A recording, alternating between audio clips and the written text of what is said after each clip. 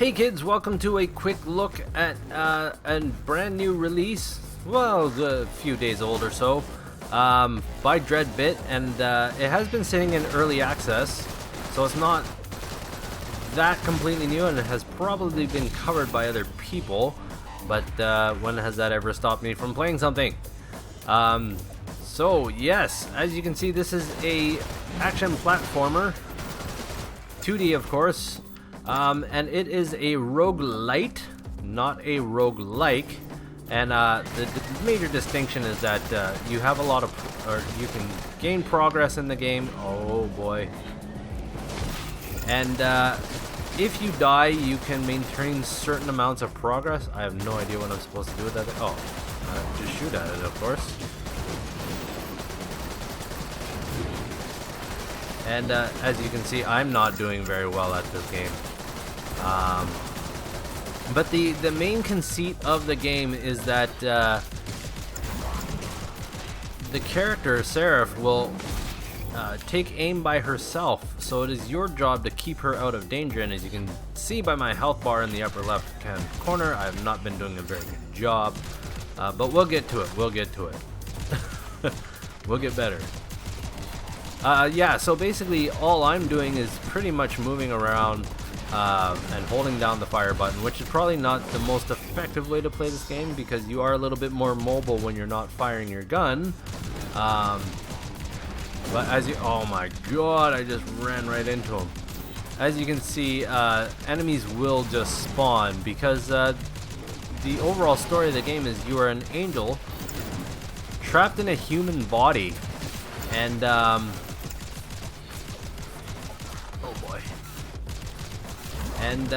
you've been imprisoned for 30 years. I don't know why. There is a story, but basically you've woken up because apparently you yourself managed to summon a whole bunch of demons to basically kill all of your captors, and now you're exploring this prison facility.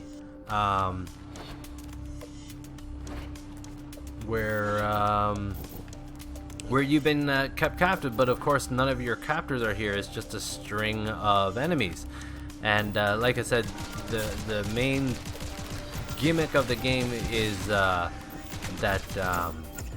you basically only need to concern yourself with where Seraph is at any point. And let's just see. And there is a lot of stuff to find, including secondary weapons.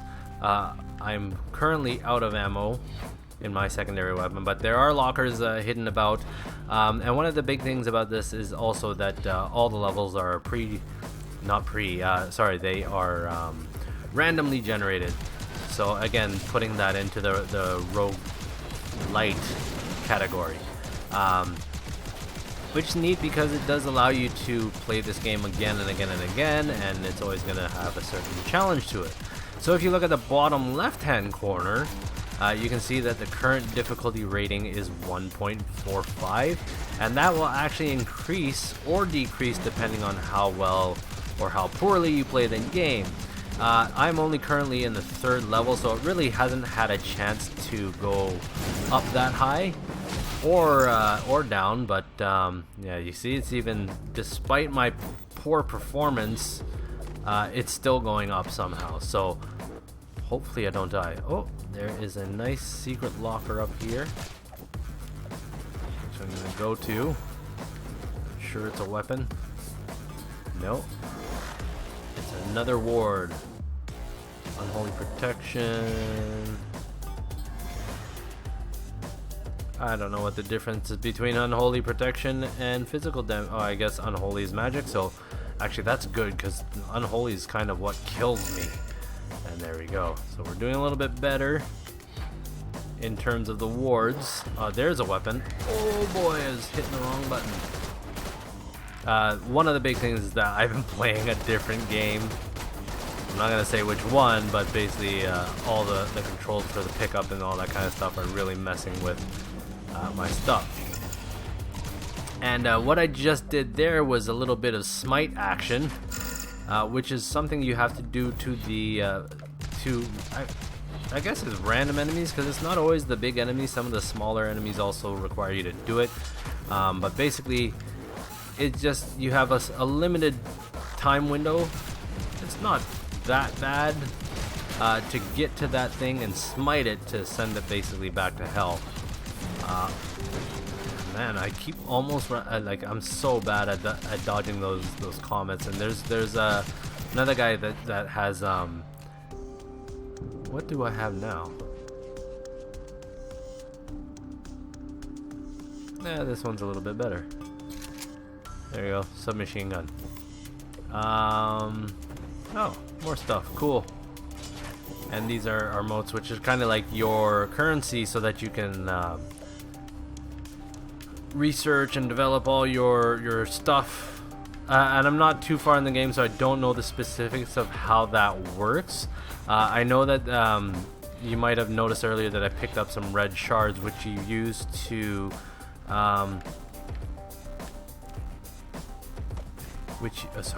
what am I doing? Which you use to craft your miracles, which are those three things at the bottom there, the X, Y, B. Those are like basically your spells that you can go through. I'll show you that for a little bit. So there's a little bit of story, but you don't need to concern yourself with that, because this is the 3rd level, and then you'll get here really quickly. I'm just kind of being a little bit exploratory, see what other kinds of things that I can get out of it. But if you want, I'm just going at a slower pace, so you can pause and read it if you want. But yeah, basically we are just trying to escape the facility, and we have our guide helping us. So I've got 3 shards. Oh, look, it's my first blessing. 20% increased damage. Bullets that penetrate a demon cause 100% more damage. Okay. Stroke of weapon fire are chilled. Now I like this Deadly Grace because I do a lot of blinking. I'm not very good at blinking, which is that kind of like warp that I do.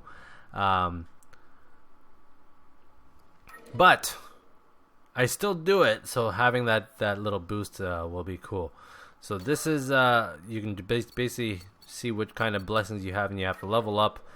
But here's the upgrade screen. So you've got your oaths, which are basically like kind of like your passive bonuses. And what you can do is you can actually craft stronger and stronger crystals to get the better result. So as you can see, I can craft 1 lithios, which is what I already have in here. Craft three normal shards to make this Photius. Oh, am I wrong? Whatever. I can make this one. I'm not sure how the wording is working here. Which is what I already have in the Splitfire Oath. And of course, you can see down at the bottom there, it says common, uncommon. So basically what crystal you put in there determines how well that oath works. And of course, some of these are locked off, which we will get to later. And you have defensive oaths as well, which I think I should... no, health is boring. Even though at my skill level, I probably need it. But, alright, I'm good with additional modes. So we'll put that in there. And of course, now we have transmutation, and transmutation allows us to spend ingredients, which we have on the right hand side, to upgrade stuff. And of course, I haven't been... Oh no, this is just the normal stuff, sorry. You can upgrade your weapons, and of course there's all sorts of different things that you can upgrade, but of course, since I'm only on like the 3rd level, I don't have enough of anything to make anything. Ooh, I can make disintegration. No, I don't want to destroy weapons. Forget that. Although that might be better later, I'm not well versed enough in this game to understand exactly how well that will work. So, yeah. Action platformer by Dreadbit. Just want to go over the key points. The auto aiming is really cool. You are very acrobatic and agile. it has a scalable difficulty, as I spoke about before, that you know, you can watch that go up or down depending on how well you play. And so far, as though I've only seen it going up, even though I'm pretty bad at this game. Each level is randomly generated. In the level that you just saw me do, it wasn't the typical thing where you have a lieutenant boss who you have to find and destroy. This one had those fountains that you had to kill.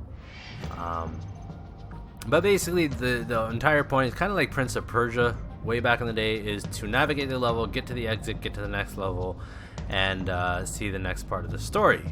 Let me just actually get to the main menu so I can show you some of the cool features of this game. So not only do you have the normal campaign that you can play through. So if you can go to a new game, you have your normal standard level, and of course standard difficulty, but you will lose any progress if you start a new game. You can go to hard, you can go to extreme, and then there's a speedrun mode, which basically takes away the randomly generated stuff and basically allows you to run levels. And of course, down here is where you put in the seed for that level. And then of course there is Twitch mode. For some reason it's not showing me where I can put the login. But basically, you can read it for yourself. You can stream to Twitch, which was really neat. It's not something I do, but I know a lot of people that do it. And then whoever's watching you can vote on stuff to basically affect how it works, how your next level will play, which is a really cool idea. And I'm gonna have to go to Twitch and see that in action. You also have a daily challenge, which is kind of like the Spelunky daily challenge. Everyone gets to run through the same level, and then you end up on the leaderboards. Survival, I would assume, is simply taking on wave after wave. It's like a time thing. And of course, you have your codex. Here they call it the codex, or your database, whatever you want to call it, that kind of neat stuff. There's a lot of cool graphic design in this game. The enemies are really neat. They just put a lot of love and work into this game, and definitely this is something that I think everyone should check out, especially now that is no longer in early access. So that was just a quick look at Seraph. Definitely I'm not going to be the authoritative voice on it because I just don't have enough time in it to really talk about it in depth, but it's really neat. And just for this week only, as part of its launch promotion, it is sitting at just under $10, which is really nice of them.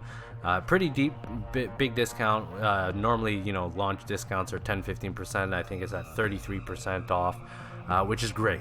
So by all means, you know, it's probably gonna cost you less than a lunch that you would normally buy on any given day. So pick this up, give it a shot. Make sure you have a controller.